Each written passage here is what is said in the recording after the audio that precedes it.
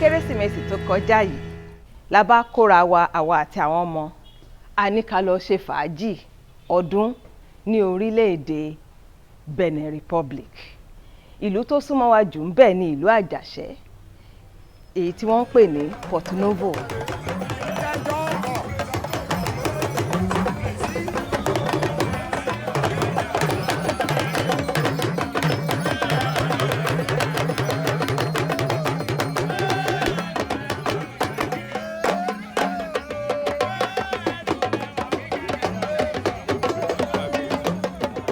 Àsìkò tí Ọ̀yọ́ Empire tó fi wà tó yọ ń jọyọ̀ àwọn ìlú tí ó kójọ kì í ṣe ìlú kékeré tó ti bẹ̀rẹ̀ ní Ọ̀yọ́ náà lọ́hùn tó fi dé nílùú táǹpì ní Ghana lónìí torí kò sí Ghana ńgbà náà kò sí Nigeria ńgbà náà kò sí Dahomey ńgbà náà kò sí Benin Republic ńgbà náà kò sí Togo Republic ńgbà náà gbogbo yẹn gbogbo pátápátá àwọn ọba Ọ̀yọ́ lọ́pàṣẹ débẹ̀ fi dénú Àjàṣẹ́ ilé báyìí.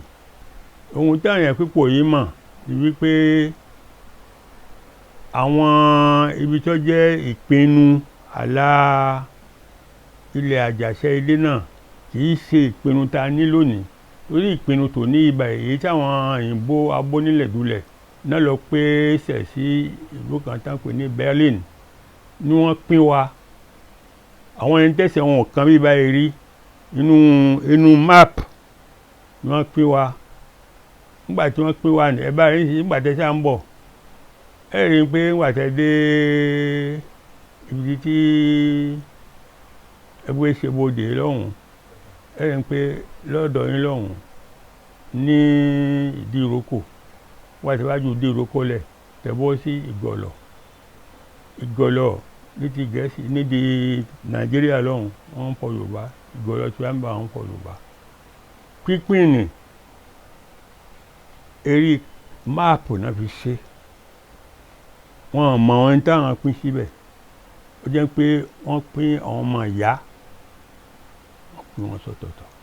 Tí wọ́n bá dé Ìwòye Kétulẹ́nì tàbí Ìlara tàbí kí wọ́n tilẹ̀ tún lọ sókè bíi Chikanda àwọn ibi tí mo ti ṣe àwọn iṣẹ́ ìwádìí nìyẹn mo rí i pé àwọn èèyàn tó ń sọ Yorùbá àwọn abúlé tàbí ìlú tó ń sọ Yorùbá níṣe ni àwọn òyìnbó yẹn pín wọn sí méjì gbẹgẹdẹ ẹgbẹ́ kan wà ní Benin ẹgbẹ́ kan wà ní Nàìjíríà. Kódà mo tilẹ̀ pàdé ọkùnrin kan tó ní kó tó di pé wọ́n wá fẹ́ ààlà yẹn lójú díẹ̀ sí i tóun bá sùn orí òun á wà ní Nàìjíríà ẹsẹ̀ òun á wà ní Benin Republic èèyàn kan wọ́n pín sí méjì. Porto Novo ìlú olórúkọ mẹ́ta ni àṣà náà sì pé mẹ́ta ń bẹ. Porto Novo ni gbogbo ayé mọ̀ ní torí pé kíkọ́lẹ̀ rẹ̀ ní tẹ́yìn bá wo máàpù ṣùgbọ́n orúkọ tí àwọn tó dálẹ̀ tó jẹ́ Yorùbá tí wọ́n fún ní Àjàṣẹ́. Ìgbà táwọn Ègún débẹ̀ àwọn náà ń pè ní Ọgbónu. Ìgbà tí àwọn ìbò Pòtògí náà kọ́kọ́ débẹ̀ náà pè ní Porto Novo èyí pé port èbúté tuntun torí pé ó jọ ìlú wọn kan lọ́wọ́. Ọ̀kan nú ọmọ Oníkòyí tá ń pè ní Anáta òun ló wá tẹ̀dó sí nílẹ̀ yìí tá ń pè ní Àjàṣẹ́ ilé lásìkò náà. Nínú ọkọ̀ mẹ́ta tá a dá wọn tá a dá kọ wọn gbogbo ẹ̀ ló sì ní wọ́n lọ́ba Yorùbá ń bẹ wọ́n lọ́ba Ègún ń bẹ. Ìyàwó Anáta yẹn inú oyún ló wà oyún pọ̀n nígbà tí ìyàwó yẹn fẹ́ bímọ láti fi bò láṣìírí nígbà tí ó sì kankan ìta gbangba ni wọ́n á di pé wọ́n rí ilé ikán tẹ̀rẹ̀mìtì ẹ̀ láǹpẹ̀ èdè òyìnbó ilẹ̀ kan yẹn ó ga ẹ̀yìn ilẹ̀ kan yẹn garangan lọ́bọ́ sí lé ó fi di wípé ó ń bímọ ọmọ tó bí ó bímọ 9 lẹ́sẹ̀ kan náà láfi wá ń pè tí wọ́n ń pé ọmọ tí ìyá tó wá bímọ 2 à ń pè ní ìyá àbèjì ọjọ́ 3 á ní ìyá àbẹ̀ta láfi wá ń pè ní ìyá àbẹ̀sán.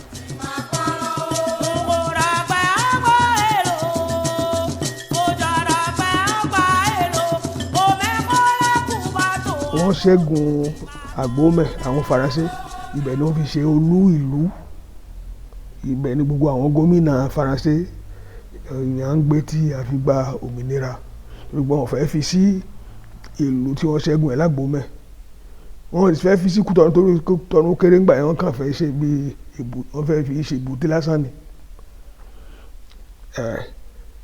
Porto Novo ní olú ìlú ibẹ̀ ni gbogbo oríṣiríṣi nǹkan máa ṣẹlẹ̀ àṣà mẹ́tẹ̀ẹ̀ta yẹn ó gbilẹ̀ dáadáa. ẹ̀kẹta Ààrẹ Ọ̀nà Kakanfò ọmọlẹ̀ bíbí Yorùbá àjàṣe ilé ti Benin Republic lónìí oyè Benin jẹ́ ọmọ wa ni tí ò bá jẹ́ pé kingdom yẹn wà báwọn sì lè mú ọmọ bíbá ìfìlú lọ́ fi jẹ oyè Ààrẹ Ọ̀nà Kakanfò.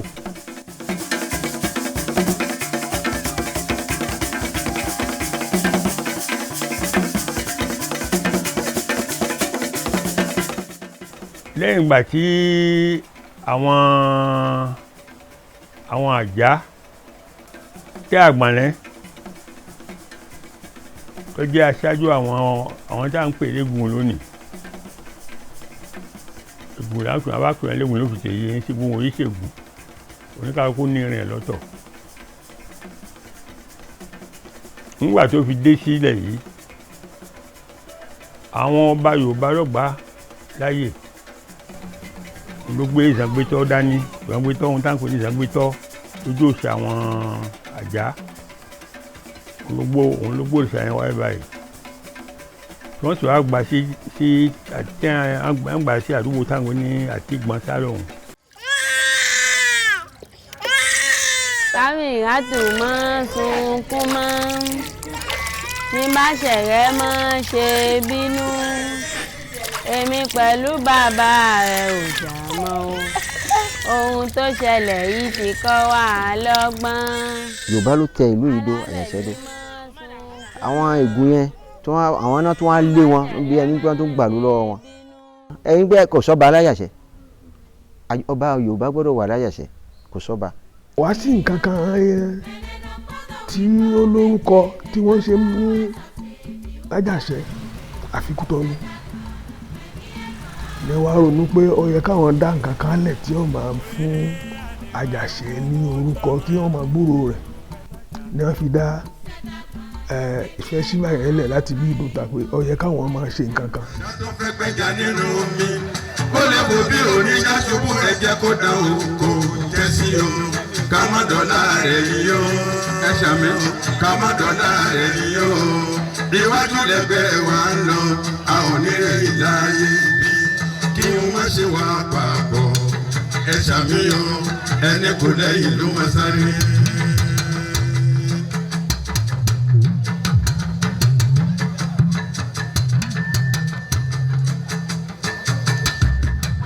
àwọn tí wọ́n ń kọ àpàlà tá a bá ní káwo nísìnyí àwọn tó ń kọ àpàlà lórílẹ̀‐èdè Benin wọ́n pọ̀ ju àwọn tí wọ́n ń kọ ní Nàìjíríà gangan tí wọ́n ti dá orin àpàlà lẹ̀ lọ lọ́wọ́lọ́wọ́ yìí nísìnyí bí orin àpàlà wọ́n mú ní nǹkan kókó nílẹ̀ yìí tí gbogbo wọn tí wọ́n sì ń kọ.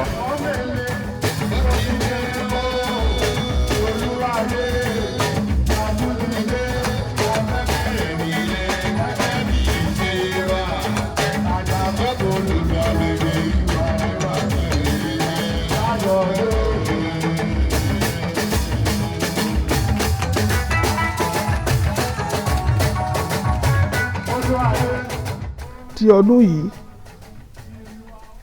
yàtọ̀ sí ẹ̀sìn ìbílẹ̀ wọ́n dá lé Ifá àti gbogbo oríṣiríṣi yẹ̀wò tó wà ní ilẹ̀ adúláwọ̀ àwọn èèyàn wá láti Tunisia láti Côte d'Ivoire láti Niger láti ilẹ̀ Faransé wọ́n sọ̀rọ̀ nípa Ifá kí ni ìwúlò ẹ̀sìn ìbílẹ̀ wa, ká ronú lé gan, ká jẹ́ káwọn ọmọ kọ́ kankan. Àwọn pè mí kékeré wá sọ̀rọ̀ ńbẹ̀ ọ̀rọ̀ ìṣíde mo sọ. Àbá tí mo dá ń bẹ̀ ni pé ó yẹ kí wọ́n máa kọ́ ẹ̀kọ́ nípa ẹ̀sìn àti àṣà ìbílẹ̀ pàápàá èdè ní ilé ẹ̀kọ́ gíga yunifásitì wọn bí. Wọ́n gbà ó, wọn rò pé wọ́n ti mú un ṣe ṣùgbọ́n wọ́n gbà.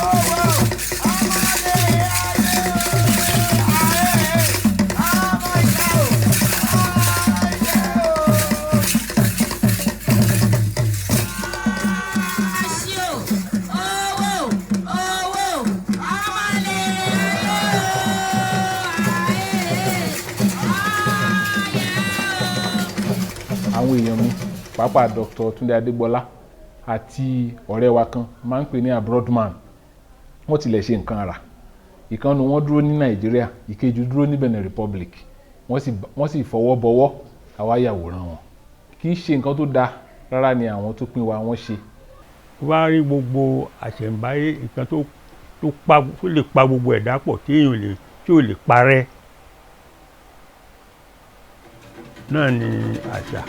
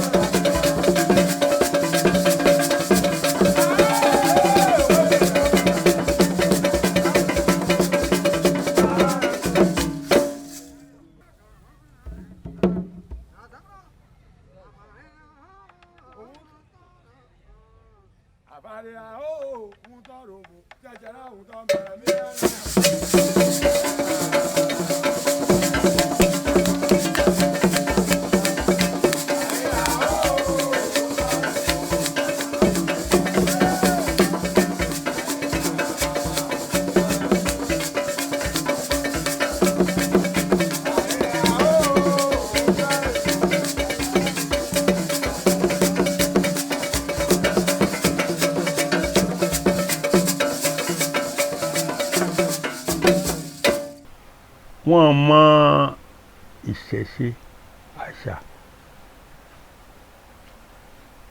àṣà ní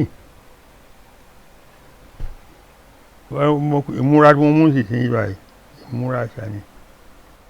Ọ̀pá tágbélé mi lọ́wọ́ pẹ̀lú lẹ̀kẹ̀ wọ́n fi fún pé distinction ni, oníkálukú ní àṣà ẹ̀ ni.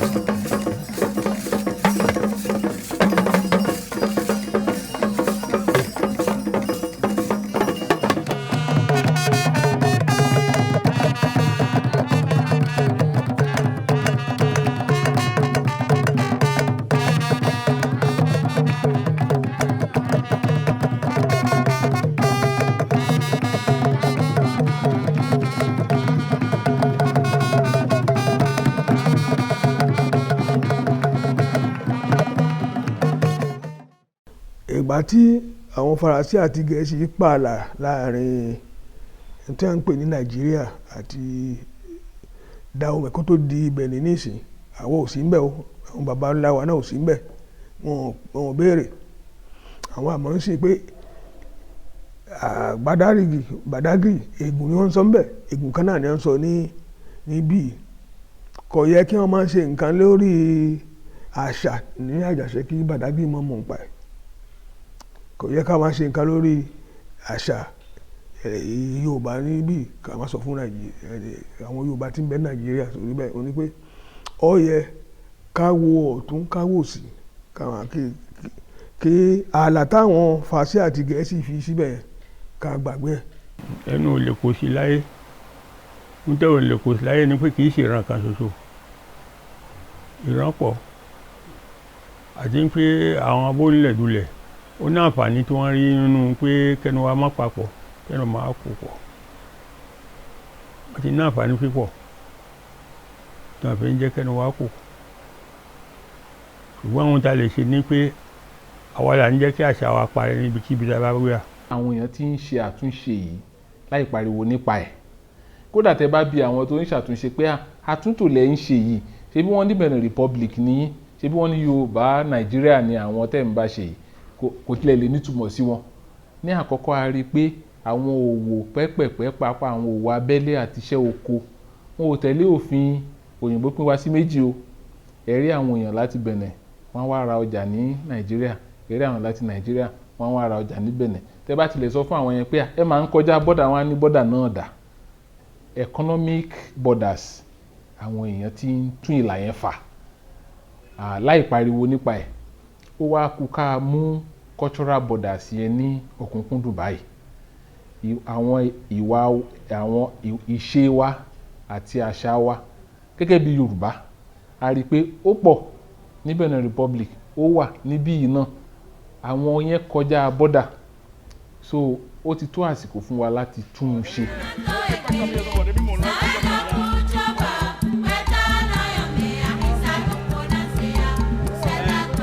Ààlà tí òyìnbó fà láàrin Yorùbá ní Benin Republic àti ti Nàìjíríà ń bí ó bẹ̀rẹ̀ láti inú òkun kọjá ọ̀sà ó wá lọ títí kódà ibodè tó wà láàrin wọn kò lóǹkà. Ṣùgbọ́n pẹ̀lú gbogbo eléyìí ńkọ́, à ń rí wípé àwọn oníṣòwò wa wọ́n ń ná ọjà níbí àti lọ́hùn-ún. Bó tilẹ̀ jẹ́ pé owó ti Faransé yàtọ̀ sí ti owó Gẹ̀ẹ́sì tí àwa ná ń bí, àtèyí tí wọ́n ń gbé àtèyí tí wọ́n ń mú, gbogbo ẹ̀ kò sí ìdíwọ́, gbogbo nǹkan ń lọ déédéé. Mo wá láti ìlú Ọ̀yọ́, mo dé sí ìlú Ìjòfin, mo náà kọ síbẹ̀. Mo fẹ́ Mr. Abọ́dúnrìn, èmi lánàá tún Mrs. Abọ́dúnrìn. A máa ń lọ Benin níjọ́ àjàrà, ìjọ wàndò, àwọn náà tún máa ń wá sí ọjà túbẹ̀, wọ́n máa ń lọ jàgọ́, wọ́n máa ń lọ kọ́kọ́, wọ́n máa ń lọ wódé, wọ́n máa ń lọ sábó. A máa jọ ń ṣẹ́wó láàrin ra wa, àwọn náà ṣe tiwa, àwa náà ṣe tiwọn náà. A máa jọ ń ra nǹkan, àjọ wà láàrin ra wa ni, kò sí wàhálà, kò sí jà. Àwa náà máa ń lọ sí wàndò, a bá ti ra nǹkan lọ́wọ́ táwọn máa gbé lọ́dọ̀, a máa ń tún ta. Táwọn náà bá ra lọ́dọ̀ tí wọ́n náà máa ń gbé lọ, wọ́n máa ń tún ta. Ìlú yìí wà tí ò jẹ́ pé ẹni tó kọ́ tẹ̀dó síbẹ̀. Tẹ́ bá mú Ìṣẹ́yìn nínú ìtàn Ìṣẹ́yìn tàgbọ́ tó ọmọ Ìṣẹ́yìn làwà, ìgbẹ́nu baba ńlá tí wàá ti kó fi wáyé báyìí. A máa ń gbọ́ pé ìyẹ̀wò ọ̀kí ọlọ́fà mọ̀jọ̀ ọlálọ́mí ọmọ abíṣu jókòó ìjàkadì lówó ọ̀fà. A lọ sí Ọ̀fà ní 1986 làwa ìgbà yẹn ọba tó ń bẹ lówó yìí jẹ́ Ọláwọ̀nrẹ̀tù. A lọ, òun ló náà ka ilé wa fún wa lọ́mọ ibi tí àwọn baba ńlá wa ti kó. Ibẹ̀ wọ́n ń pè ní ilé Awúdẹ́rẹ́ ọmọ Akọ̀jálẹ̀. Gbogbo ọmọ Ọ̀fà tó wà láyàṣẹ́ àwọn àgbà wọn yànjú la fi ṣe ọdún gbogbo ọmọ ọlọ́fà ní 1988 ní gbogbo àyàṣẹ́. Lẹ́yìn ìgbà tí ṣe 88 àtúntì ṣe kan tí ó dé sí. Àjàṣẹ́ la wà yìí, Porto-Novo, Republic of Benin. Ìkòkò ọmọ láti olúkọ ìdíkà lórí. Pàǹtàkùnà lọ́gẹ́ ní olúkọ yìí. Kàǹgá iná kọ́lé olúkọ yìí rọ ọmọ kúrò mú jọ.